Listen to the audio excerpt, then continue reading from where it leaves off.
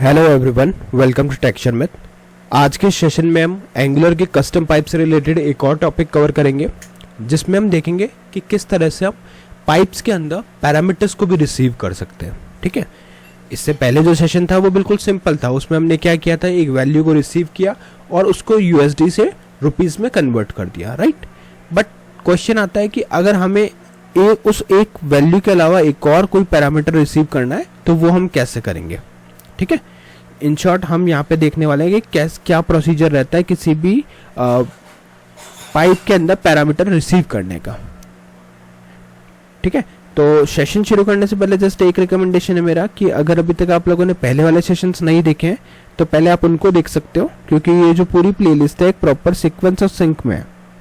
तो अगर आप उसको सिक्वेंशियली फॉलो करोगे तो और भी ज़्यादा इजी रहेगा आप लोगों के लिए ऑनगोइंग टॉपिक को समझना और उसको इम्प्लीमेंट करना, क्योंकि अभी हमारा मेन फोकस किस पे है कि कैसे हम वैल्यूज़ को, मल्टीपल वैल्यूज़ को एक्सेप्ट कर सकते हैं। बट उससे पहले आपको पता होना चाहिए पाइप क्या होता है, क्यों पाइप को हम बनाते हैं। तो ये सब चीज़ें अपन ऑलरेडी डिस्कस कर चुके हैं, है ना। तो इसलिए आप सिक्वेंशियली सेशंस देख सकते हो। अब हम क्या करेंगे, अब हम सिंपली यहाँ पे से चलते हैं पहले HTML फाइल पे। यहाँ पे एक हेडिंग ऑलरेडी आ रही है, angular 19 course by texture math. यहाँ पे हम एक और हेडिंग डाल देते हैं H2 और इसमें हम लिखेंगे custom pipe with parameters in angular. ठीक है, तो अब हमने यहाँ पे लिख दिया कि हम एंगुलर के अंदर कस्टम पाइप कैसे यूज करते हैं विद पैरामीटर्स। ये हमारा आज का एजेंडा रहेगा। ठीक है, यहाँ तक क्लियर है। अब इस चीज को इम्प्लीमेंट करना है तो पाइप बनाना है। पाइप बनाना है तो एक कमांड रन करनी पड़ेगी। तो उसके लिए आप यहाँ पे क्या लिखोगे, ng serve, यहाँ पे लिखेंगे ng डिनोट कर रहा है एंगुलर को, g डिनोट कर रहा है जनरेट, p पाइप और पाइप का नेम आ जाएगा। बट उससे पहले फोल्डर लिख लेते हैं। फोल्डर क्यों, जिससे कि आप एक ही फोल्डर में सारे पाइप्स मैनेज कर सको। तो यहाँ पे लिख देता हूँ माय पाइप्स स्लैश और यहाँ पे आ जाएगा पाइप का नेम। सपोज मुझे बनाना है पाइप 1। ठीक है, या फिर मीनिंगफुल नेम देना चाहिए तो मैं भी वही करता हूँ। यहाँ पे लिखता हूँ करेंसी CUR कन्वर्टर। ठीक है, करेंसी कन्वर्टर, और मैंने यहाँ पे कर दिया एंटर। तो जैसे ही हम यहाँ पे एंटर करेंगे कुछ सेकंड्स में ये देखो आपके पास 2 फाइल क्रिएट हो गई है ना। तो अगर आप फोल्डर देखो, हमने फोल्डर में बनाया, हमने फोल्डर की जगह फोल्डर नहीं बनाया, इस वजह से वो पूरा कंप्लीट नेम ही ले लिया। एक बार इसको डिलीट करते हैं। हुआ क्या, हमने स्लैश लगाना हम भूल गए, जिस वजह से उसने वो पूरा ही एक फाइल का नेम समझ लिया। तो एक बार फिर से बना लेंगे, कोई प्रॉब्लम नहीं है। यहाँ लिखेंगे ng angular, g generate, p pipe. अब यहाँ पे फोल्डर का नेम, तो फोल्डर का नाम होगा हमारा माय पाइप्स। ठीक है, उसके बाद आएगा फॉरवर्ड स्लैश। ये चीज हम पिछली बार भूल गए थे। ठीक है, फॉरवर्ड स्लैश, और अब उस पाइप का नेम जो है हमारा पाइप 1, नहीं, पाइप का नेम देंगे कर कन्वर्टर, मतलब करेंसी कन्वर्टर। ठीक है, अब आप एंटर करोगे तो कुछ ही सेकंड्स के अंदर ये क्या करेगा, माय पाइप्स देखो यहाँ पे बन गया।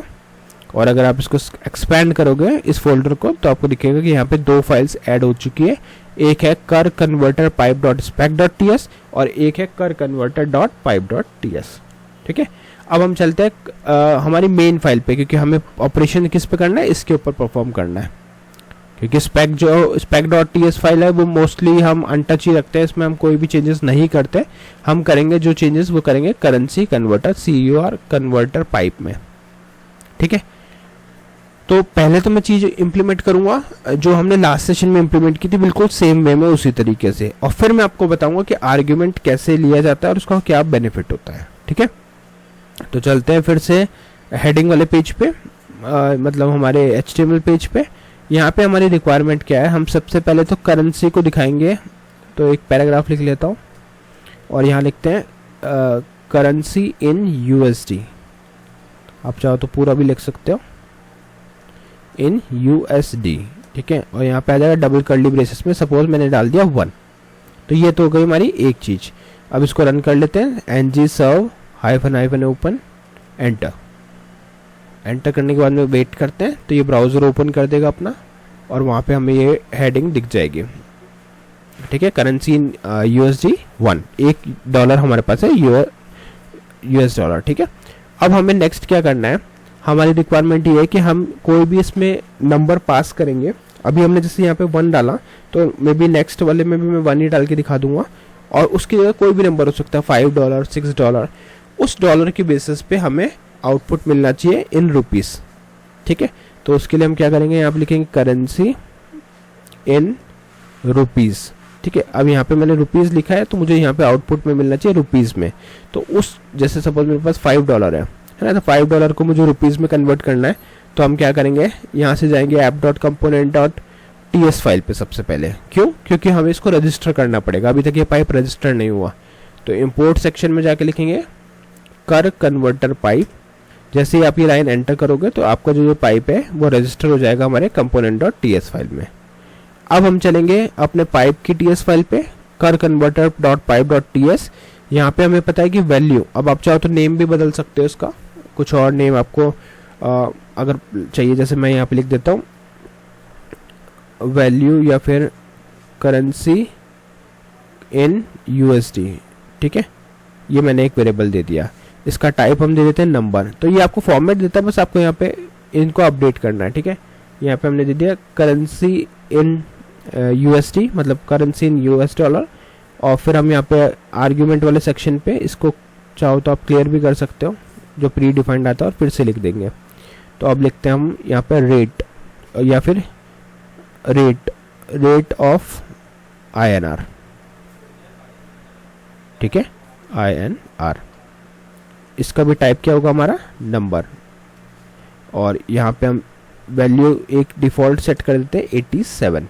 ठीक है, तो ये हमने दो चीज़ें यहाँ पे सेट कर दी। अब नॉर्मली देखो, पहले वाले सेशन में हमने क्या किया था, ये वाला पोर्शन यूज़ नहीं किया था, बट अब आप देख रहे हो यहाँ पे हमने ये चीज़ नई इंट्रोड्यूस करी है। इसका मतलब क्या है कि $, जो है वो हम रिसीव कर ही रहे हैं पैरामीटर में, plus rate of interest, rate of INR, मतलब इंडियन रुपीज़ कितना रेट चल रहा है वो भी हम यहाँ पे रिसीव कर सकते हैं। इन केस यूज़र ने नहीं किया तो जो बाय डिफ़ॉल्ट वैल्यू है वो रहेगी 87। ठीक है, अब इसको रिटर्न करना है तो हमें ऑपरेशन परफॉर्म करना पड़ेगा। तो उसके लिए हम क्या कर देंगे, कर इन USD into rate of interest, not interest, rate of INR। ठीक है, तो ये हम यहाँ पे कर सकते हैं। अब ये क्या एरर दिखा रहा है, the left hand side of the arithmetic operation must be okay. ये नंबर का एरर क्यों दिखा रहा है, क्योंकि यहाँ पे हमने कैपिटल एन ले लिया है ना। तो ये चीज़ आपको ध्यान रखनी पड़ेगी, ये केस सेंसिटिव है, तो मेक श्योर कि आप सही केस में वहाँ पे वैल्यू रखो। अब ये कोई एरर नहीं दिखा रहा है क्योंकि हमने यहाँ पे स्मॉल एन कर दिया। अगर ये कैपिटल एन कर दोगे तो फिर से एरर दिखाएगा, है ना। तो ये चीज़ हमें देखनी पड़ेगी। अब ये क्या कर रहा है, करेंसी जो USD में उसको मल्टीप्लाई कर देगा किससे, रेट ऑफ इंटरेस्ट INR से, रेट ऑफ INR से, और फिर जो वैल्यू आएगी उसको रिटर्न कर देगा। अब चलते हैं अपन फिर से यहाँ से HTML फाइल पे। यहाँ पे हमें पता है कि $5 को हमें कन्वर्ट करना है, या $1 को करते हैं एक बार। ठीक है, करेंसी इन रुपीज़, पाइप दिया, पाइप के बाद में हमारा देगा कर। अब यहाँ क्या कर कन्वर्टर हमें लिखना है या उस पाइप में कुछ और नेम है, तो वहाँ पे आपको पाइप पे जाना है, इसको कॉपी करना है। ऑल्दो वो वहाँ पे सजेस्ट कर रहा था, बट फिर भी यूज आप लोगों को पता होना चाहिए कि कौन सा नेम एक्चुअल में हम यूज़ करते हैं। फाइल का नेम हम यूज़ करते हैं रजिस्टर करने के लिए, और ये वाला नेम यूज़ करते हैं उसको एक्सेस करने के लिए। तो HTML पे जाके आप यहाँ पे ये डाल दोगे और फिर वो आपको कन्वर्ट करके आउटपुट ला के देगा। ब्राउज़र चेक करा तो देखो 87 आ रहा है। अब मेरा क्वेश्चन है कि अगर हमें कोई वैल्यू पास ऑन करनी है तो हम क्या करेंगे। जैसे यहाँ पे हमने 1 दिया, अब सपोज मेरे को एक $, हो गया अभी 10 इंडियन रुपीज़ का, तो मैंने यहाँ पर 10 पास किया, तो क्या ये 10 दिखाएगा। देखो आउटपुट क्या आ रहा है 10। तो ये क्या कर दिया हमने, कस्टमाइज कर दिया इसको कम्प्लीटली, कि अगर आपने कोई वैल्यू पास की तो वो उस वैल्यू को एक्सेप्ट करके उस अकॉर्डिंग ऑपरेशन परफॉर्म करेगा, मल्टीप्लिकेशन। इन केस अगर आपने कोई भी वैल्यू पास नहीं की तो उस जगह पे वो जो भी उसकी एक्चुअल वैल्यू चल रही होगी जो हमने डिफ़ॉल्ट में सेट करी है वो वैल्यू वहाँ से पिक कर लेगा। अभी हम डिफ़ॉल्ट सेट कर रहे हैं, हो सकता है बाद में आप कोई वेबसाइट कुछ API के थ्रू वो वैल्यू रिसीव कर रहे हो तो वो अकॉर्डिंगली वहाँ पे वैल्यू वर्क करेगी। क्लियर। तो हमने दोनों एग्जांपल देख लिए। यहाँ पे हम लिख देते करेंसी इन रुपीज़ विद, या लिख देते हैं with default rate of INR in pipe. ठीक है, और इसी को हम एक और पैराग्राफ कॉपी करके मैं आपको एक और आउटपुट डाल के दे देता हूँ, और यहाँ पे हम डाल देंगे P टैग और इसमें लिखेंगे करेंसी इन रुपीज़ या फिर INR लिख दो, क्योंकि हमने वहाँ पे भी INR टर्म यूज़ किया, तो यहाँ भी आप INR लिख लो, ठीक है, INR। और यहाँ पे आ जाएगा विद पैरामीटर रेट, और कॉलन के बाद में हम यहाँ पे देंगे डबल कर्ली ब्रेसेस 1, और यहाँ पे आ जाएगा कर कन्वर्टर। तो ये डिफ़ॉल्ट वाले के केस में तो हम ये वैल्यू हटा देंगे, और इस केस में हम यहाँ पे वैल्यू को एक वैल्यू पास कर देंगे, सपोज 10 INR। तो ये हमारा परफेक्ट एग्जांपल हो गया, ठीक है। Currency in USD 1, currency in INR with default rate of INR in pipe 87, currency in INR without with parameter rate 10, ठीक है। और यहाँ पे आप लिख सकते हो विदाउट एनी पाइप।